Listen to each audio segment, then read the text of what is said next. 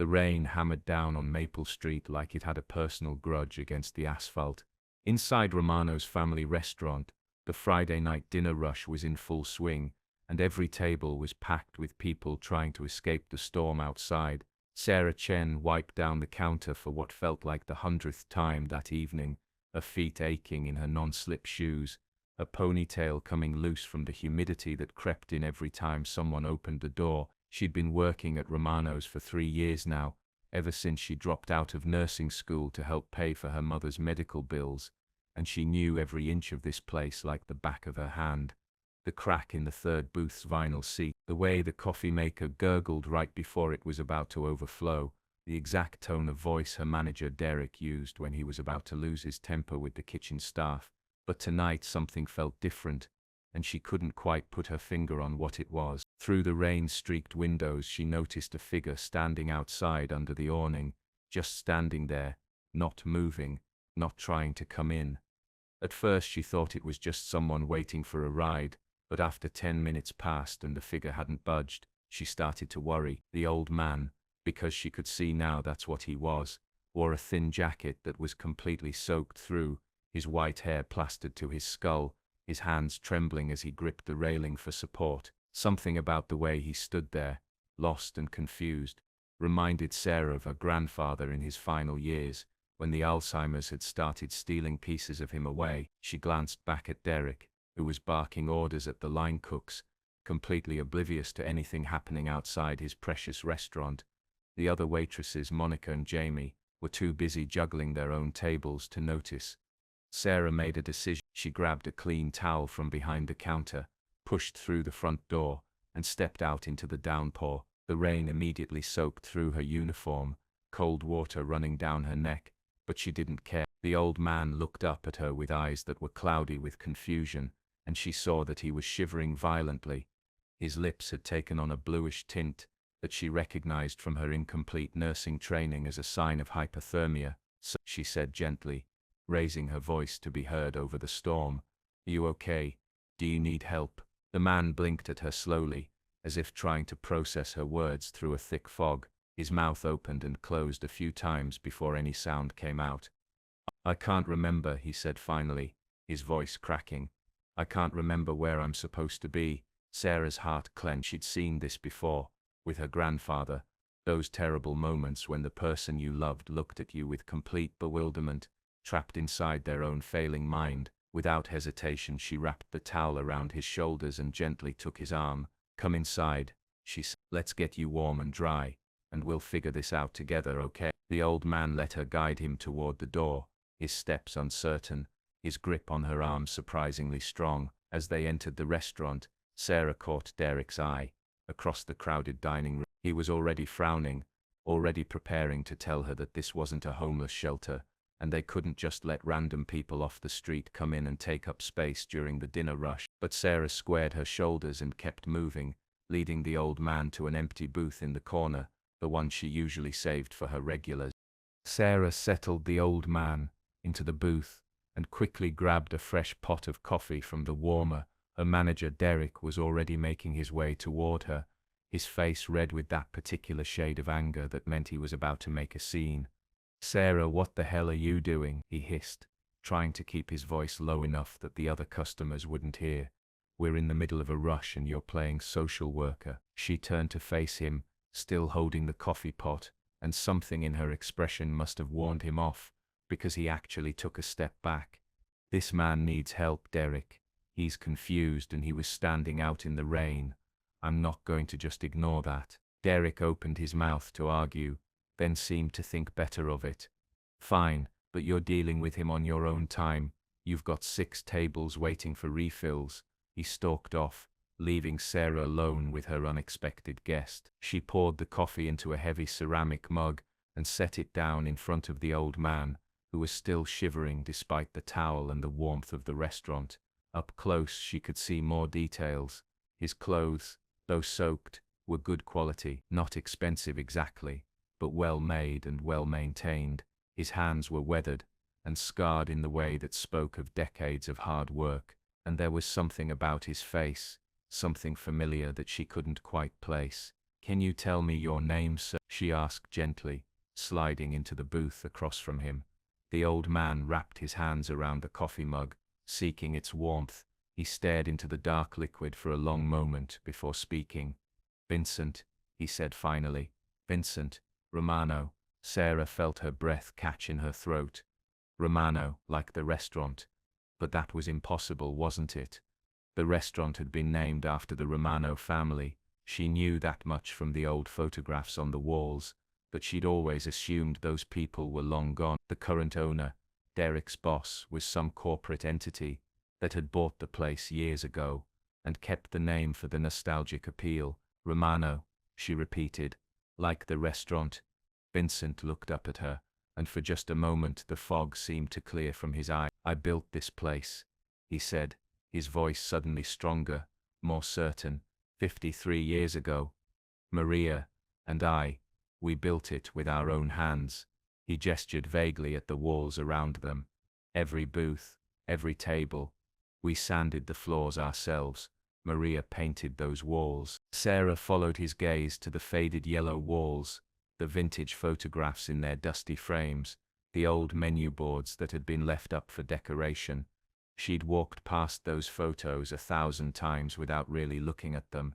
Now she turned to study the one nearest their booth. It showed a young couple standing in front of a newly built restaurant, their arms around each other, huge smiles on their faces.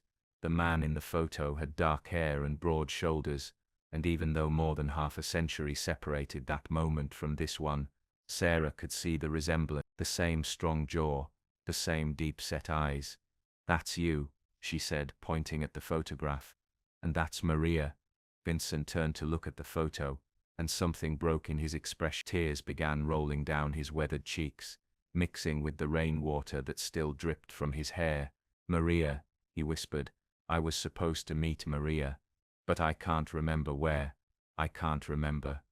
Sarah reached across the table and took his hand, her own eyes stinging with tears. She thought of her grandfather again, of all the times he'd gotten lost on his way to the grocery store, of the terror in his eyes when he couldn't remember how to get home.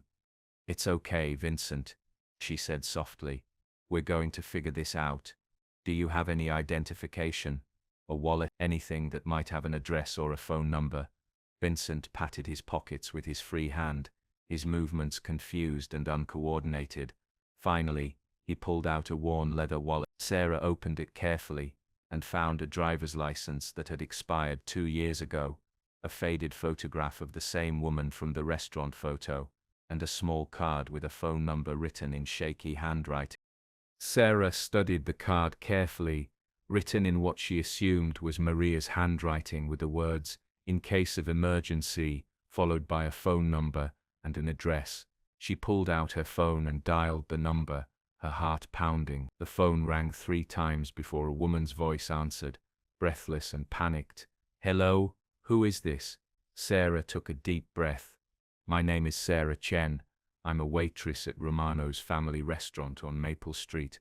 I have a man here with me who says his name is Vincent Romano. He seems confused and lost, and I found this number in his wallet." There was a sharp intake of breath on the other end of the line, followed by what sounded like a sob. "Oh, thank God. Thank God. I'm his daughter, Angela. We've been looking everywhere for him. He walked out of the care facility this afternoon, and we couldn't find him. Is he okay? Is he hurt?" Sarah glanced at Vincent, who was sipping his coffee and staring at the photographs on the wall with an expression of deep longing. "He's cold and wet, but I think he's okay. He's been standing outside in the rain for a while. I brought him inside and I'm keeping him warm." Angela's relief was palpable even through the phone. "Thank you so much. Thank you. I'll be there in 15 minutes. Please, just keep him there, keep him safe. And tell him," her voice broke, "tell him that Maria would be so proud of what he's doing. Tell him she's waiting for him." Sarah felt her throat tighten.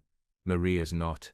She passed away 6 months ago," Angela said quietly. "That's when his Alzheimer's really got bad. He keeps forgetting that she's gone. He keeps trying to go meet her places. Today's their anniversary. 60 years. The weight of that information settled on Sarah's shoulders like a physical burden. This man who had built this restaurant with his own hands as a testament to his love for his wife couldn't remember that she was gone. He was trying to keep a date with a ghost, and his mind kept leading him back to the place where they'd built their dreams together. After she hung up with Angela, Sarah moved around to Vincent's side of the booth and sat next to him. "Vincent," she said gently, "your daughter Angela is on her way. She's been very worried about you." Vincent turned to look at her, his expression puzzled. "Angela? Little Angela?" He smiled suddenly, a transformation that made him look decades younger. "She used to help in the kitchen. She was so small she had to stand on a step stool to reach the counter. She wanted to be a chef like her mama." Sarah smiled back, encouraging him to keep talking. "Tell me about this place. Tell me about when you built it." And Vincent did. Once he started talking, the words seemed to flow more easily, as if these memories were stored in a different part of his brain than the present day, protected from the disease that was stealing everything else away. He told her about how he'd worked 3 jobs to save up enough money for the down payment on the property, how Maria had drawn up the plans herself, designing every detail, how they'd opened on a Tuesday morning in October 1971, with just 6 tables and a menu of 10 items. "Maria made the best lasagna," Vincent said, his eyes distant. "People used to come from 3 towns over just for her lasagna, and her tiramisu. Lord, that tiramisu." He shook his head, smiling at the memory. "She'd get up at 4 in the morning to make the pasta fresh. Said you could taste the difference, and she was right. You could always taste the difference." Sarah listened, fascinated, as Vincent painted a picture of the restaurant's early days, the regular customers who became like family, the struggles during the recession in the early 80s, the joy when their daughter Angela got married in the private dining room upstairs, the pride when Romano's was featured in the local newspaper as one of the best family restaurants in the state. Derek appeared at the booth again, this time with his arms crossed and his jaw set in that way that meant he was done being patient. "Sarah, I've been watching you sit here chatting for 20 minutes. You've got orders backing up and customers are complaining. Whatever charity case you've taken on needs to wrap up now." Sarah felt anger flare hot in her chest. She started to stand, ready to give Derek a piece of her mind that would probably cost her this job, but Vincent beat her to it. "Young man," Vincent said, his voice suddenly sharp and clear, cutting through the noise of the restaurant. "What's your name?" Derek looked startled, clearly not expecting the old man to address him. "Derek Mitchell, I'm the manager here." Vincent studied him with an intensity that seemed to burn away the confusion that had clouded his eyes. "Manager of my restaurant." Derek's face flushed. "This restaurant belongs to Prestige Restaurant Group, has for the last 8 years. I don't know who you think you are, old man, but I think I'm Vincent Romano." Vincent interrupted, his voice gaining strength with each word. "I think I built this place with my wife Maria in 1971. I think we ran it for 41 years before my health got bad, and we had to sell. And I think if Maria were here right now, she'd take that tone you're using and shove it right back down your throat." Sarah couldn't help it. She laughed. Derek's face went from red to purple. "I don't care if you're the Pope. This is my restaurant to manage, and I'm telling this waitress to get back to work." Vincent stood up slowly, steadying himself on the table, despite his age and confusion, despite the rain-soaked clothes and the trembling hands. There was something commanding about him in that moment. "You want to know what's wrong with this place?" he said, looking around the restaurant with clear eyes. "Look at it, really look at it." Sarah followed his gaze and for the first time saw the restaurant the way Vincent must be seeing it. The vinyl booths that were cracked and patched with duct tape, the fluorescent lights that had replaced the warm Edison bulbs Maria had chosen, the laminated plastic menus advertising new value meals in garish colors, the walls that had once been painted a warm yellow were now a dingy beige, and the photographs, those beautiful photographs of the restaurant's history, were covered in dust and grime, barely visible behind the promotional posters for corporate specials. "Maria and I built this place to be a home," Vincent continued, his voice shaking with emotion. "A place where families could come together, where the food was made with love, and the service came from the heart, We knew every customer by name. We knew their orders, their families, their trouble. That girl there, he pointed at Sarah, she's the first person I've seen in this place who understands that. She brought a confused old man in from the rain. She sat with him. She listened to his stories. That's what this place was supposed to be about. Derek's mouth opened and closed like a fish out of water. Other customers were starting to pay attention now. Conversations dying down as people turned to watch the confrontation. Sarah's fellow waitresses, Monica and Jamie, had stopped mid-service to stare. Even the kitchen staff had poked their heads out to see what was happening. I don't have to listen to this, Derek finally sputtered. Security. There is no security, Derek, Monica said from across the room. You always said we couldn't afford. Vincent sat back down heavily, the burst of energy seeming to drain out of him. As quickly as it had come, the confusion crept back into his eyes. Maria, he said, looking around. Where's Maria? She was supposed to meet me. The door burst open, and a woman in her 50s rushed in, her raincoat dripping water all over the floor. Her eyes scanned the restaurant frantically until they landed on Vincent, and then she was running, pushing past startled diners to reach the booth where he sat. Dad, she breathed, sliding into the booth and pulling him into a fierce hug. Dad, oh my God, we were so worried. Vincent looked at her blankly for a moment, and Sarah's heart broke watching the lack of recognition in his eyes. But then something shifted, some deep parental instinct that transcended the fog of Alzheimer's, and he hugged her back. Angela, he said. Little Angela. Angela was crying now, her shoulders shaking with the force of her relief. When she finally pulled back, she kept one hand on her father's arm, as if afraid he might disappear again if she let go. Her eyes found Sarah, standing awkwardly at the edge of the booth. You're Sarah? The one who called me? Sarah nodded. Yes, ma'am. I'm so glad you're here. Angela stood and pulled Sarah into a hug that nearly knocked the breath out of her. Thank you, she whispered fiercely. Thank you for taking care of him, for not just calling the police or sending him away.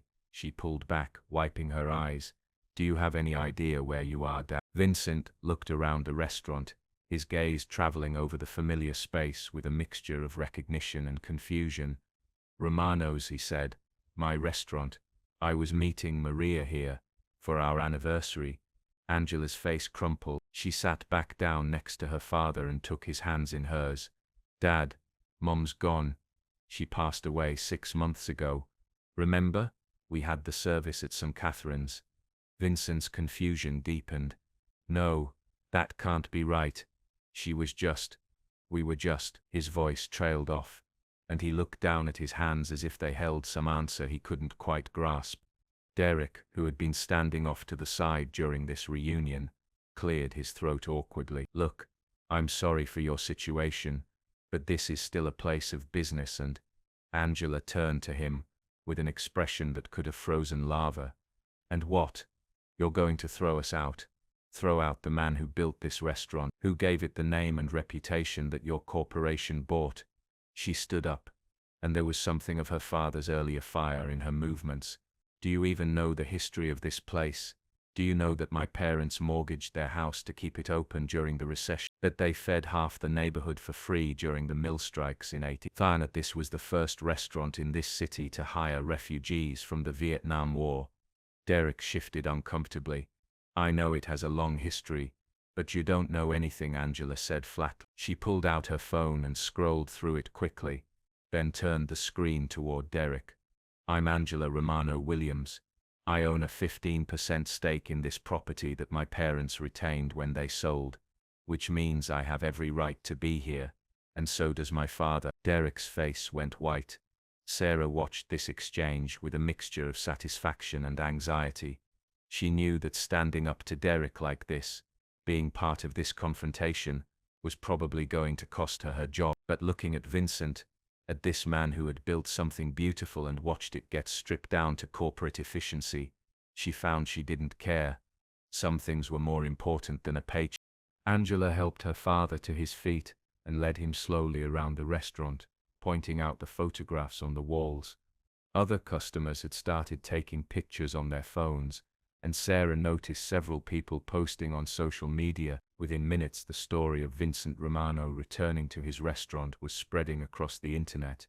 Monica and Jamie abandoned their tables entirely and came over to join them, fascinated by the history lesson unfolding before their eyes.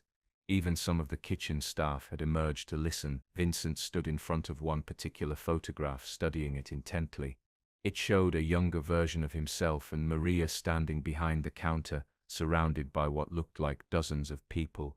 "Opening day," Vincent said, his voice distant but certain. "October 12, 1971. We were so nervous.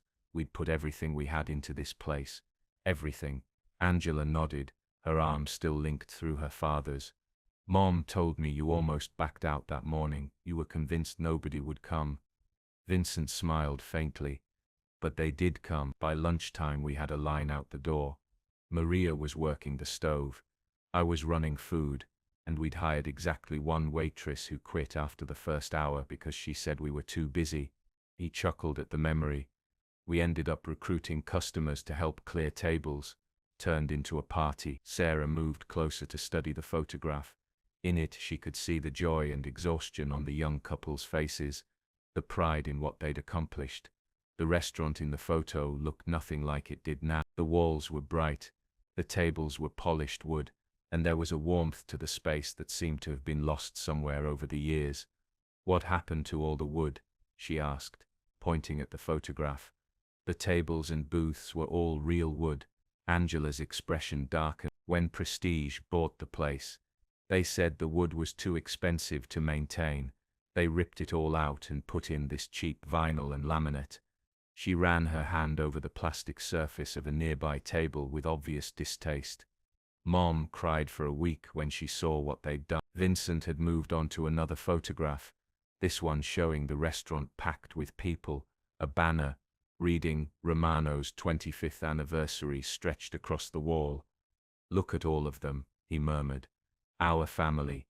That's what we called our regulars. Our Romano family." He pointed at different faces in the crowd. "That's Frank Moretti. Used to come in every Sunday after church. That's the Chen family. They were refugees from Vietnam. Came here in '75.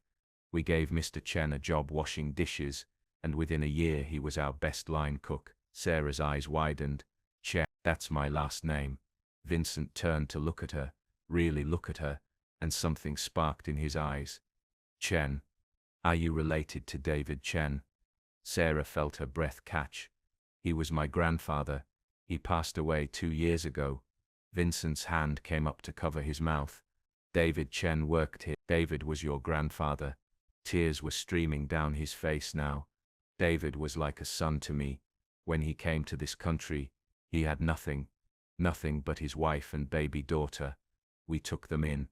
Maria taught him to cook, taught him English. He worked here for 15 years before he saved enough to open his own restaurant." Sarah's mind was reeling. Her grandfather had worked here, had been taken in by this man and his wife when he had nothing. Her grandfather, who had always spoken so fondly of his early years in America, of the people who had helped him, had been talking about the Romanos, and she'd never made the connection. The moment was shattered by the arrival of a man in an expensive suit, his face red with anger and exertion. He pushed through the crowd of onlookers that had gathered outside the restaurant, drawn by the social media posts that were now going viral. "What the hell is going on here?" he demanded, his eyes landing on Derek. "Mitchell, why am I getting calls from corporate about some kind of situation at this location?" Derek straightened up, clearly relieved to have backup. "Mr. Harrison, there's been an incident. This woman claims her father used to own the restaurant and she's been causing a disruption." Harrison turned to look at Angela and Vincent, his expression dismissive. "I don't care who owned what. This is a Prestige Restaurant Group property now, and I'm the regional director. If you have issues, you can take them up with our legal department." Angela's eyes narrowed.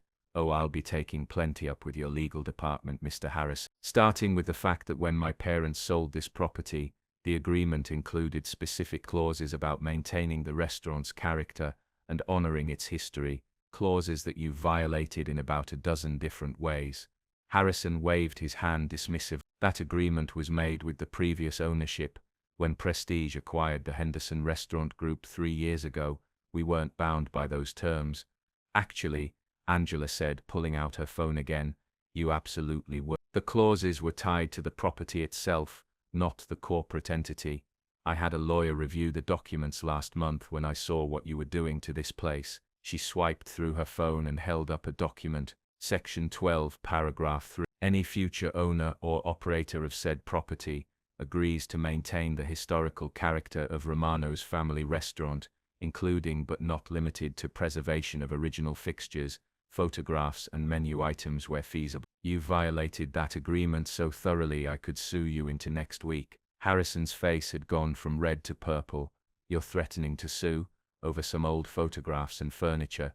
Vincent spoke up then, his voice quiet but carrying through the restaurant. It wasn't just furniture, it was our life, everything we built, everything we dreamed of. He looked around at the restaurant, at the cheap corporate makeover, at the staff who looked exhausted and underpaid. Maria and I didn't sell this place just to make money. We sold it because we thought the buyers understood what it meant, what it could be. We thought they'd take care of it, take care of our family. Sarah found herself moving to stand next to Vincent, and to her surprise, Monica and Jamie joined her. Then the kitchen staff emerged, still in their aprons, forming a protective semicircle around the old man. Even some of the customers had stood up, their phones out, recording everything. You know what's funny? Sarah said, surprised by the strength in her own voice. I've worked here for 3 years, 3 years of serving people and cleaning tables and trying to make ends meet, and in all that time, nobody ever told me the story of this place. Nobody told me about Vincent and Maria Romano. Nobody told me that my own grandfather used to work here,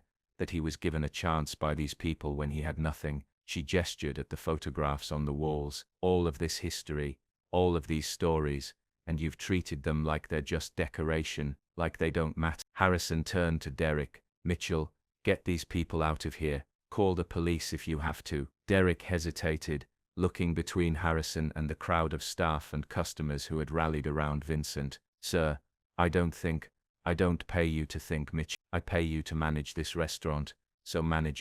But Derek didn't move.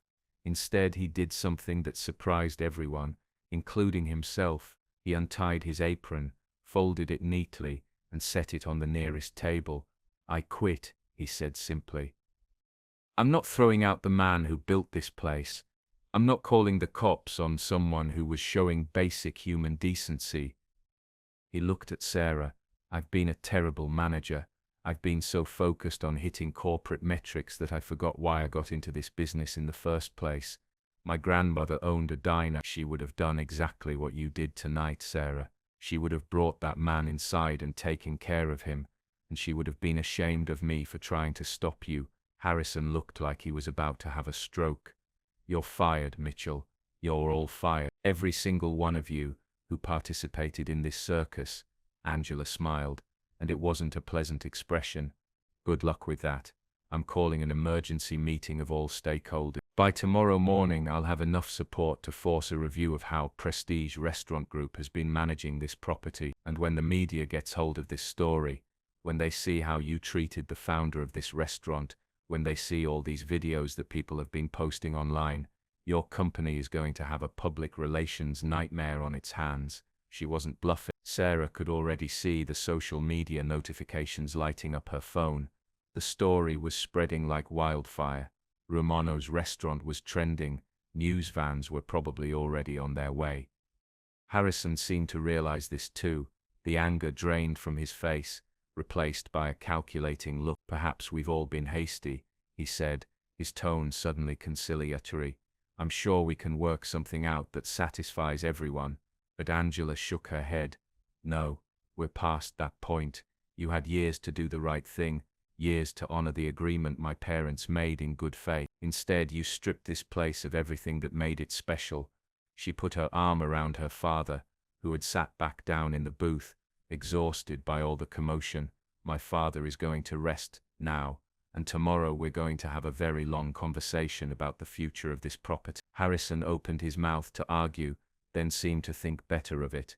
He turned and stalked out of the restaurant, pulling out his phone to make what would undoubtedly be a series of very unpleasant calls to corporate headquarters. In the aftermath of his departure, the restaurant erupted in conversation. Customers were talking excitedly, staff members were hugging each other, and someone had started ordering pizza from the place next door because it was clear nobody was going to be doing any more work tonight. Sarah sat down across from Vincent, who looked up at her with clearer eyes than she'd seen all evening. "Thank you," he said simply, "for bringing me inside, for listening to me." Sarah reached across and took his hand.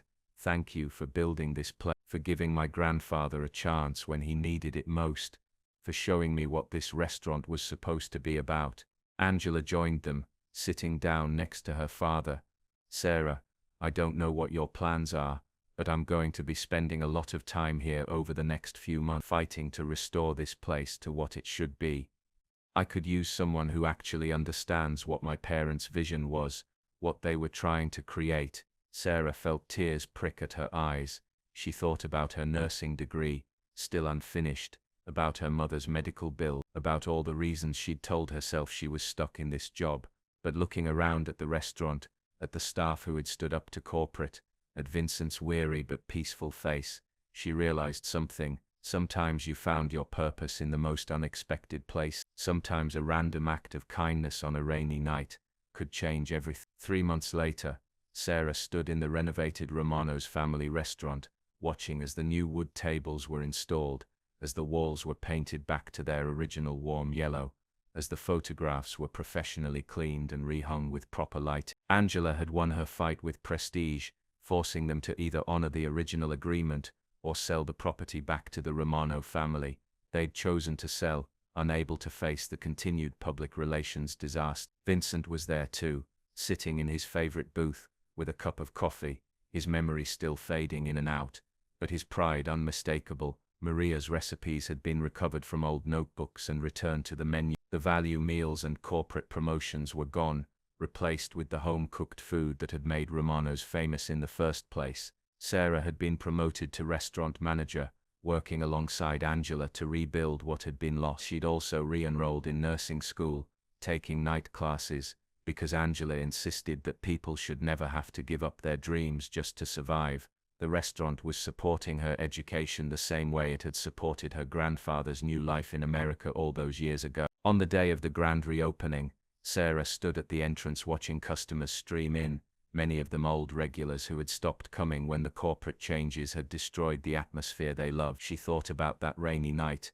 about the confused old man standing outside in the storm, about the choice she'd made to help him. She thought about how easy it would have been to ignore him, to let someone else deal with it, to keep her head down and protect her job.